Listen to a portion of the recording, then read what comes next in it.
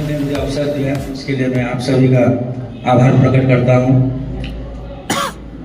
আমি বেঙ্গলিতে বলবো, বলবো মানে কি যে জায়গার যে ভাষা সেই ভাষায় কাজ ধরতে লাগে, হয় না? নাই আমরা তো সবাই জানি আর্য সমাজ কি, ওনাদের কার্যকর্তা, ওনাদের অধিকারী, কিন্তু আর্য সমাজের কাজ বিল্ডিং এর ভিতরে নয়, গ্রামে গ্রামে হইতে লাগে। তো আমাদের অনুরোধ যে এই কার্যক্রম আগামী বছর যে কোনো একটা গ্রামে বা এই চায় বাগান, আমি শুনলাম 2-3টা চায় বাগান, ওইখানে যদি হয় তার প্রভাবটা বেশি হবে। কারণ আর্য সমাজের কাম বিল্ডিং এর ভিতরে নয়, আর্য সমাজের কাম হলো জাগরণের কাম, হিন্দু জাগরণের কাম, সনাতন জাগরণের কাম, বেদ জাগরণের কাম।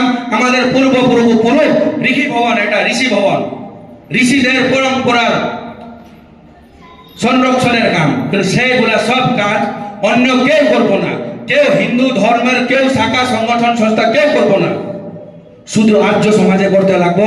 এটা আমার পরম দায়িত্ব।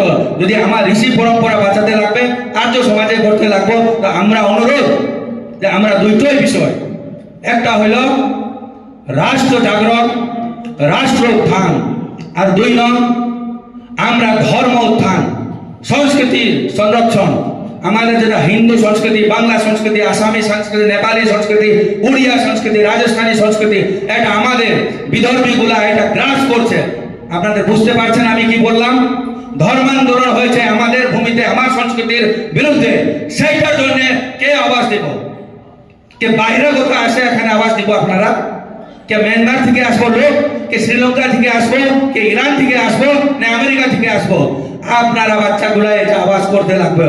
কালকে স্বামীজি একটা জিনিস বলেছিলেন, উপাধ্যায় থেকে 10 গুণ বড় হইল আচার্য, আচার্যের থেকে 100 গুণ বড় হইল পিতা, আর পিতার থেকে 1000 গুণ বড় হইল মাতৃ। তো আপনারা মাতৃ আমার বিশেষ অনুরোধ যে এইরকম ছেলে মেয়ে তৈরি করুন, সংস্কার দেন, রাষ্ট্র ভাবনা দেন, ধর্ম সংস্কৃতির ভাবনা দেন, যে ওনারা লাচিত বোধন হইতে পারে, ওনারা বীর চিলারায় হইতে পারে, এই ভূমির বীর চিলারায় ওই রকম ছেলে প্রস্তুত করতে লাগবো, লক্ষ্মীবাই সৃষ্টি করতে লাগবো, বীর শিবাজি সৃষ্টি করতে লাগবো, মহারাণা প্রতাপ সৃষ্টি করতে লাগবো। এটা সময়ের ডিমান্ড। আজকে ভারতে আপনি দেখেন 75% হিন্দুরা কি করতে পারবো? যখন 100% ছিল তখন তো হিন্দু রাষ্ট্র করতে পারলো না। কি আপনারা চিন্তা করতে পারে যখন 50%, 25% হবে তখন হবে হিন্দু রাষ্ট্র? এটা স্বপ্ন, ভুলে যান। এখনো যদি না হয় আর কবে হবে না। তো আমরা অনুরোধ এই বঙ্গভূমিতে, উত্তরবঙ্গ শিলিগুড়ি জায়গাতে যে অনুরোধ, জাগো और जगाओ, अपने बच्चों को बनाओ। আমার সঙ্গে 2টা লাইন বলো, আমরা তারপরে বিশ্রাম করব।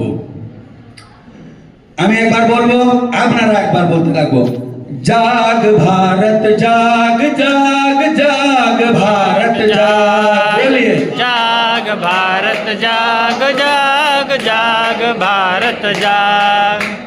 माँ भारती पुकारती, जाग भारत जाग। माँ भारती पुकारती, जाग भारत जाग। जाग हिंदू जाग, जाग जाग हिंदू जाग। बोलिए जाग हिंदू जाग, जाग जाग हिंदू जाग। माँ भारती पुकारती, जाग हिंदू जाग। माँ भारती पुकारती, जाग हिंदू जाग।